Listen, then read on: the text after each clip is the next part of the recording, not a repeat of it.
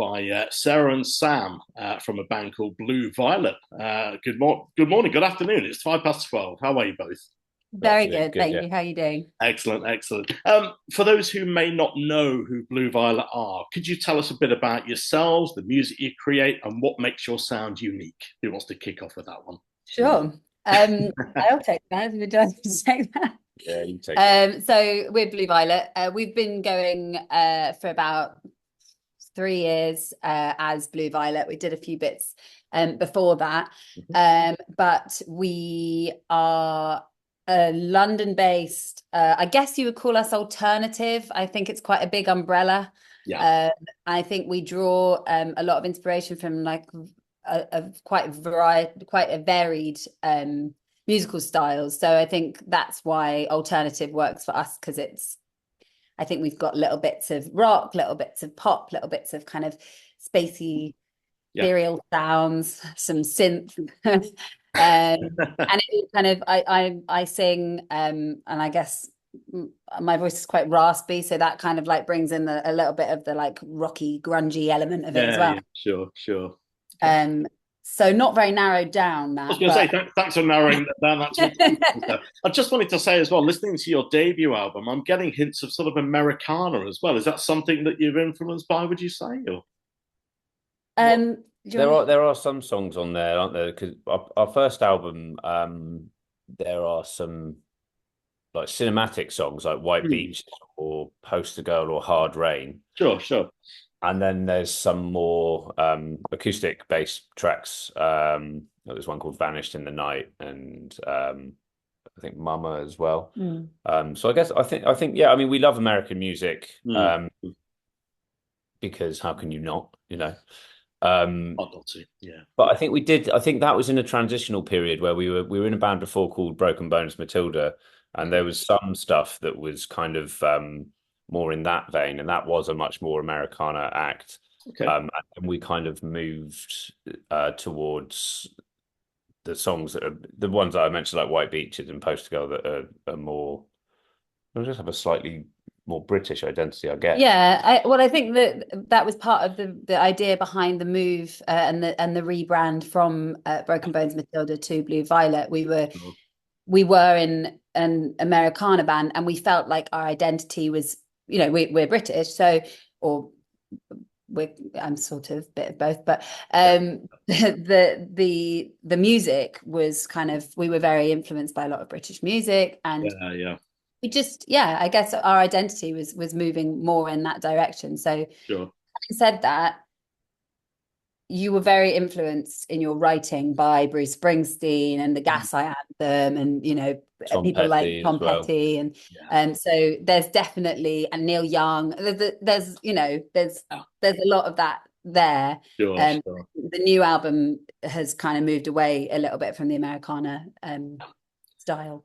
Bit more. Brilliant. That's good. I think you redeemed yourself there. So you really brought it back round again and sort of fine tuned it. So thank you. I think you get a picture of what to Thanks expect very from much. the new album on there. I like to leave people as Yeah, we're confused as possible. Yeah, leave it as fluffy as possible, and you can't go wrong. Absolutely. we Sorry, always Sammy, take about the long answers to short questions when we absolutely, yeah, that's What's your right. Right, name? question two. Here we go. We got time, mate. We should be all right.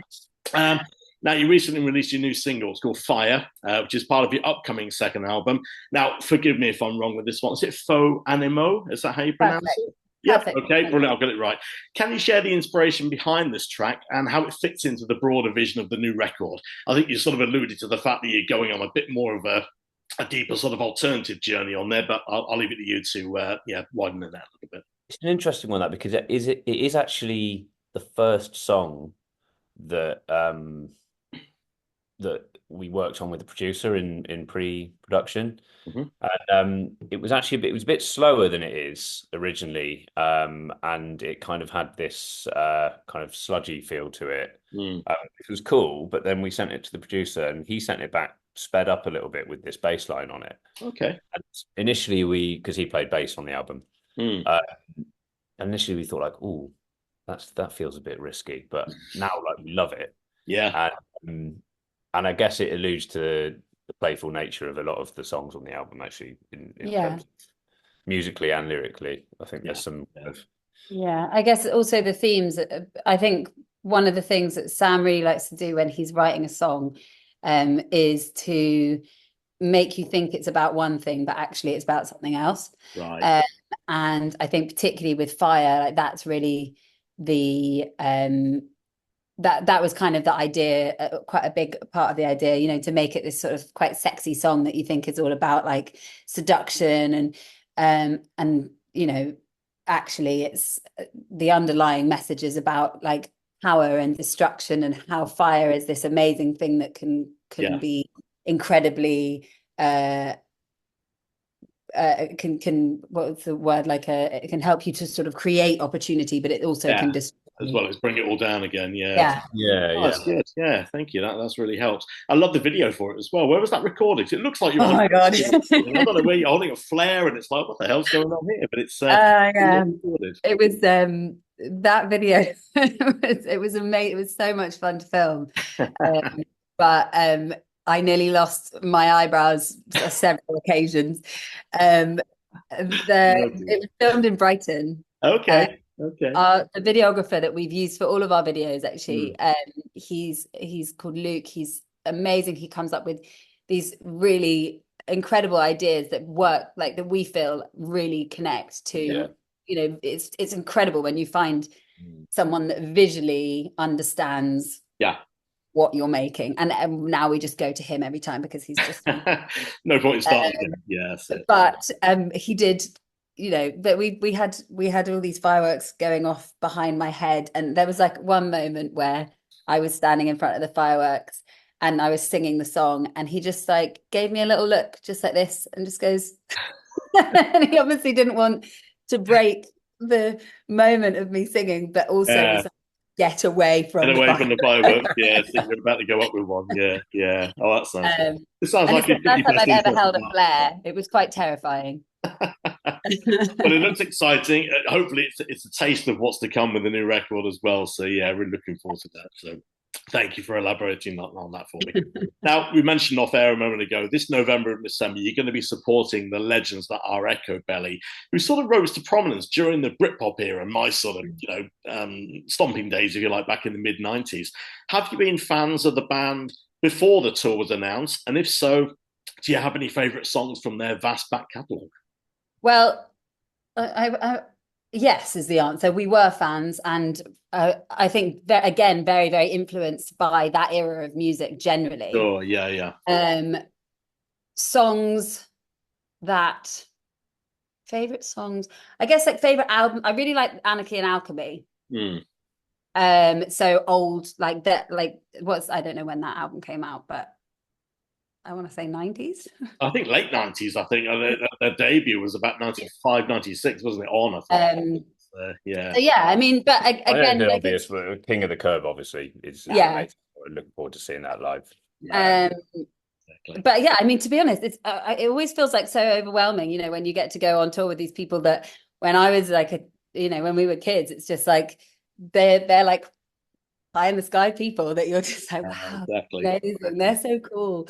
And then you get to go and support them and hear them play every night. It feels pretty, I've heard that they're lovely people. Literally every single person that talks about them says that they're just the loveliest people. So very much. Hopefully they're the genuine types, you know. I mean, I've met Sleeper, Louise from Sleeper. I interviewed her about 2 years ago, actually, when they were coming back on a tour, and it was great to meet them in the flesh. And as you say, genuine people, got enough time for you. They're not these stuck-up rock stars that think, oh, yeah, you know, this is my green room, you got to get out kind of thing. But so hopefully I'm going to meet you guys for a beer at the Phoenix in Exeter when you play at the end of November. So hopefully you won't be turfing me out the green room, sort of saying. Randomly, never played in Exeter. I'm really looking forward to it. Nice venue. You've got the Phoenix, isn't it? Exeter Phoenix? Yeah, that's right. It's about 550 capacity. You've got 2 balconies, big floor that holds about 300. So yeah, it's nice venue, nice little green room there as well. So we'll make sure it's set. I'll sort of work there unofficially on the photography and do other bits. We'll make sure you're looked after. Don't worry.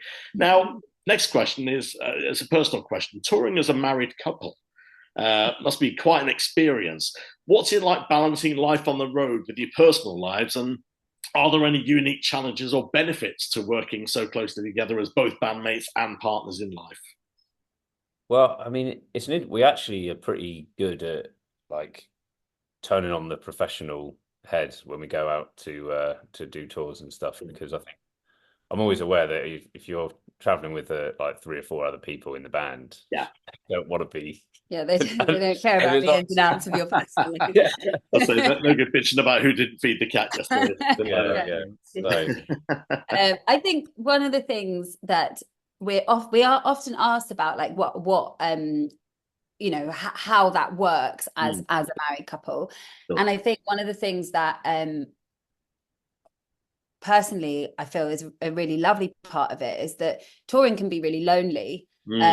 To leave, you know, your family or your partner or your friends or whoever, you know, you just go off, and even though it's a very sociable job, it's in a lot of ways quite lonely. So being able to do that together means that we never have to experience that. So that's, I would say, a really positive part of it. And I think generally the way that we work together, we're very good at like having our own roles. So we work together a lot, but we also work separately a lot. Awesome, brilliant.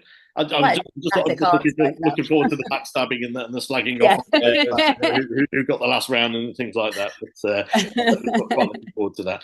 You mentioned there about touring with other people. Now, this sort of leads in nicely to the next question. You're not playing as a duo on tour? I take it you've got a full band behind you? Yep. Tell me more about that. So we have a bassist and a drummer joining us on tour. We pretty much do that every gig we do now. Actually, we sometimes have a keys player as well. And yeah, I think it just gets across what we're about better, basically, to the audience. It's we recorded the whole album as a you know, with it's quite big arrangements, quite a lot of guitars, quite a lot of, you know, other instruments. So I think to go out and do that on stage is quite important to us as well. Exactly. We still like doing acoustic stuff too, but it's just... it's kind of like making the acoustic stuff more impactful. So then it's like you choose, you want to put like a show on that is showing the songs in a different light, rather than just being that, you know. So for us, you know, when we go to shows as well, seeing a live band and that kind of like electricity and the excitement of that's it's what we love. So, you know, that's what we want to bring. Absolutely. I think I share your view on that, Sarah. I've seen many bands sort of in their full capacity as a full band, and then I've seen them do sort of reimaginations of their classic songs in an acoustic format. And it's like, sometimes if I see someone on the stage with a guitar around their neck solo, I think, what would they sound like with a band behind them? And then vice versa, I think, what would they sound like on their own playing it? So it's nice to see both sides of the coin. Exactly. No, brilliant. Thanks for that. It's cool. I take it you've been working with these musicians for quite a while, have you? They're quite a long time. Yeah. We pretty much always use the same people. They've been basically our backbone. They're amazing. They're all incredibly talented. Awesome. And we've been really lucky because we've worked with them. They're really our live band. And then we've worked with an absolute like endless list of people in the studio as well. It just always feels so incredible to get to work with such talented people, and you just get so much out of it. You know, I learn stuff all the time, and I love it. Yeah, and I think if you've got that relationship as well, it's the trust, it's the, you know, the responsibility, things that all sort of comes together, and you rely on them, they deliver. That's nice. But exactly, and I think also building that relationship with each other, it really comes across on stage. Like, as you know, when you know each other really well, you know, there's like the sense of humor between everybody, and the kind of connection between everybody, and there's, you know, everyone feels very comfortable with each other. So then that comes across to an audience as well, and I think that can be really definitely. The on-stage chemistry does shine through, you know, very much so in the crowd. You sometimes feel if there is tension or an edge of something, you know, the guitar. There's going to be fisticuffs in here. Hopefully there won't be any of that on your show, but isn't it? But brilliant. Now, these questions are leading so well into it's almost as if you've already seen the questions. I don't know, it's quite bizarre. But so on your 2022 album, Late Night Calls, that was the debut, wasn't it, Sam? Yeah. Yep. You worked with Portishead's Jim Barr on one track, I believe. Did you team up with him again, or are you working with any other collaborators for Faux Animaux, or did you take a different approach completely with the record? So interesting, actually. So he is a friend of Rob Ellis, who produced the first album, and Okay. they brought him. He played double bass on one of the songs. Nice. Okay. But actually, we then recorded with TJ Allen, who works in Bristol, and we happened to record it at Jim's studio, J&J in Bristol. Nice. So we did we teamed up with him again, but he didn't actually play on it. We were just kind of having cups of coffee and stuff. We were in the other. So yeah, in a way we did, yeah. You did. Brilliant. Any other collaborators on the album that we need to know about, or is it surprised now?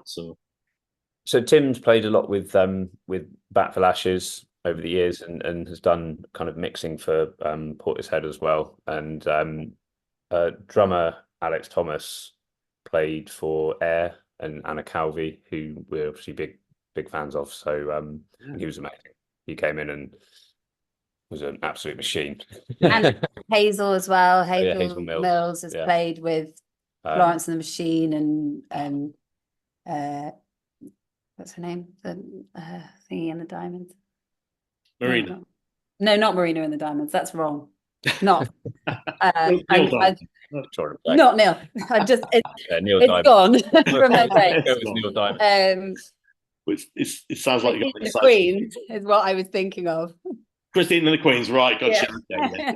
Okay, yeah. Nothing to do with diamonds, then. Thanks. Nothing to do with diamonds. That was an amazing. There was actually a really amazing moment with Hazel, because she came in to do some piano, and we the final song on the album has like it's like the kind of song where you've got a completely different section at the end. It's kind of an outro, but I think it's almost like a separate song, and we were kind of trying to work out if it should be this big rock ending or if it's quite chill. And she came in and just started playing this really lovely chord progression.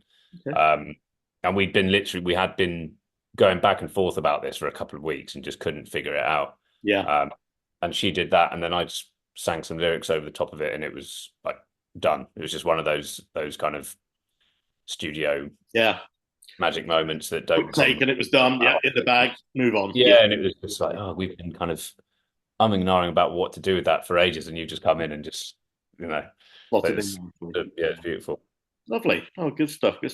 I've got a question here, but I think you've already answered it. Sort of new direction for the band compared to the debut album. I think you sort of said that. You sort of give me the influences and the fact that the first band you were in was very Americana, then you sort of moved away slowly from there. Is this a much sort of, grungier, rockier affair, would you say, compared to the debut, or is it just a slight diversion? In places, I suppose. Yeah, some of the songs, I think that it's definitely more energetic. Yeah. And I think a lot of that was influenced by how we wanted the live show to be. So, we wanted a slightly more energetic live show, and we were connecting more with that kind of on stage. So, that was a big part, I think, of the song selection, because obviously, when you're writing an album, you don't just write the songs that are on the album, you write like loads and loads and loads. I imagine. And this album, the song selection kind of came from, yes, partly because it had a kind of theme running through it, but also because of the energy of how we wanted the live show to be. Yeah. Okay. Sounds good. Okay, brilliant. So next question then. The name Blue Violet evokes such a unique and striking colour, often associated with creativity and calmness. Does this colour symbolism play into the band's identity or artistic direction in any particular way, or is it, how did it come? It's very nice to have kind of touched on, because that's actually the kind of the reason that we came up with the name in the first place, basically. And part of it is like, it was sort of supposed to be a little bit of an element of like both mine and Sam's personalities. So it was kind of like the blue kind of sort of I don't want to say melancholy, but a little deeper. Yeah, And the violet, the sort of like out there sort of yeah, euphoric. sure. Yeah. Mix of the both. Um, Okay. so there was that, and also we were kind of coming up with the name during lockdown, and we had quite a lot of time to play with, which was not really what you want with choosing a name. You want like a day to choose a name and just be done not with 6 months. Yeah, exactly. No, so we had a lot of time to think about it, and eventually landed on Blue Violet just because we felt that it suited us, but also that it worked with the music and the sound and Sure. the elements of both our personalities that live in the music as well. Lovely. Yeah, excellent. No, well described, Sarah. Well described. So with the new record on the horizon, you're obviously excited about sharing the new material in a live environment. Have you been able to sort of road test any of the new songs at shows over the summer, or is this pretty much going to be the main time that you're the only time that you sort of got to do it? No, we did a fun main stage gig in Scotland at a festival called Heartland Festival. Okay. And we played a lot of them there. Yeah, we've played a few. We did a few festivals this year where we played some of the new stuff. So we have had an opportunity to play it a little bit, but this will be the first proper tour, right? Since with the new songs. So it's always really exciting to do that because you just. I think one of the things that's really cool about it is that you think what people are going to be drawn to and what people are going to connect with, and very often it's completely different to what you expect. Exactly. So obviously the ECHOBELLY tour will just be it'll be a shorter set, so we'll play some of the older stuff and some of the new stuff. But when we have our headline shows when the album comes out, then we'll have a bit more of an opportunity to share all of the songs from the album. So yeah, I guess in a way, when you are supporting another band on their tour, it's not your show, if that makes sense. You're obviously part of the show, but it's not your headline name up there. So I think if I was paying to see Blue Violet in its own right, basically, I'd expect a good spread, including the new material, because that's what you want to showcase, and that's obviously what you're promoting sort of come the end of January on there. So I guess it's almost like a festival show for any band. It's almost the greatest hits. You want to get out there and throw your big guns in, basically. Yeah, exactly. Side. So yeah, brilliant. Oh, excellent. Now, your album launch party, we just spoke about the January release. I think the album's out on the 24th, is it? And the album party is on the 25th at the Grace in London. Should fans expect any special surprises that night to celebrate the release of the new record? Or those raised eyebrows said, you want to buy a ticket and come and see for yourself? Got ideas. I do. I feel like I'm maybe taking it too far, but who knows? Who knows? No, that's fine. You can leave it at that. That's fine. The one thing I will say is we want to encourage everybody to release their inner animal and just go, dress up in, I don't know, the most animal, whatever. You can go all the way, you can do whatever, whatever. But just an opportunity for people. It's January. It's a bit. Exactly. That's it. Well, I love the fact you've done it at the end of the month because no one's got any money after Christmas. Exactly. No one's got money around January the 1st. So end of the month, people have been paid. I think they're going to be in a slightly better mood and higher spirits. Yeah. And I think as well, like I've noticed that weekend, which is about a week before the end of January, is when everybody doing Dry January breaks. Yeah. And they're just the winter's too shit. I'm going to the pub. I don't care. I've had enough now. I'm done with dry January. Yeah, that's right. We've done Stoptober. We've grown a moustache in November. These days, women and men alike, whoever wants to join in, to everyone. But yeah, come January, I think everyone's had enough of the stop doing this and giving up that. So good stuff. Where's the best place for fans to stay connected with Blue Violet? Online, are there any specific media channels that you're most active and share the latest updates on, or is it pretty much spread across a number? We do spread it across, but I would say probably the Instagram is the best place to kind of always keep updated. Yep. So mailing list and bands in town as well. Exactly. Okay. Yep. All the live dates are on there, and I guess that from the January 25th launch party, if you can call it that, the Grace in London, you're going to be doing a headline tour. So they're going to be looking sort of spring, early summer. Well, we've just announced 3 Scottish dates actually following that literally came about an hour and a bit ago. Oh, okay. But we've just announced them. We've got 3 dates in February, following the album launch party. So they're going to essentially be the kind of extended album launch party. Okay. And then after that, we're looking at probably, hopefully, springtime. We're just kind of finalising some things now. Yeah, exactly. Good stuff. What about festivals for next year? I know it's early days yet, but festivals do tend to book up quite early, don't they? So anything? We've got a few things in the pipeline. Nothing that's been announced yet, but some bits are coming. Good stuff. So finally, I think I've quizzed you on most things on there, everything Blue Violet. So if there's anything I missed, anything you really wanted to mention, please shout out now. It's your time. No, I don't think so. No, I think you've I feel like I feel like a proper job interview. Have you got any questions for me? Questions. But the last thing I was going to say was Christmas is only around the corner. Where are we now? 6th of November, so less than 6 weeks away until Christmas. What's on your Christmas list, Sarah? Our new album. Oh, okay, brilliant. So it's actually landing on January 24th, isn't it? Yeah, well, I can pre-order it. I was going to say I've already pre-ordered it on vinyl, so yeah, you probably seen my order come in about a week ago. In contact with other people. What about you, Sam? What's on your list? Oh, just basically guitar pedals. You can never have enough guitar pedals, eh? That's what I would say. Exactly. Guitars and guitar pedals, but brilliant. Well, thanks for your time, Sam, Sarah. It's been great. It's really nice meeting you. And as I say, we'll be along. I think it's on the 30th of November in Exeter. I've got it on the calendar already. I'll be coming along to do some photos of your live, so I'll certainly share them with you after the event. You can put them on your socials and do whatever you want with them. Anything else we need to know about the tour? It's November, December. It's quite a long tour, isn't it? It's spanned over. Yeah, it's 3 weeks. Yeah, so 16 dates it is. Are you going back home in between, or are you going to be away for the duration? No, I think we'll be away for the duration. Yeah. Take plenty of pants and socks then, Sam. That's what I would say. Yeah. Laundry. We've got new T-shirts coming out. That's true. We've got new merch, which we'll have ready for the tour. You've got to bring a few boxes on the tour as well. So are you traveling in a big bus? Are you in a big coach or something? Or what's the in a van? You're in a van and travel to hotels every night, is it? So yeah, exactly. Rock and roll. If you're not sofa surfing anymore, I've done enough of that in my time. But you need a proper bed these days. But well. not getting any younger, me especially, but there we go.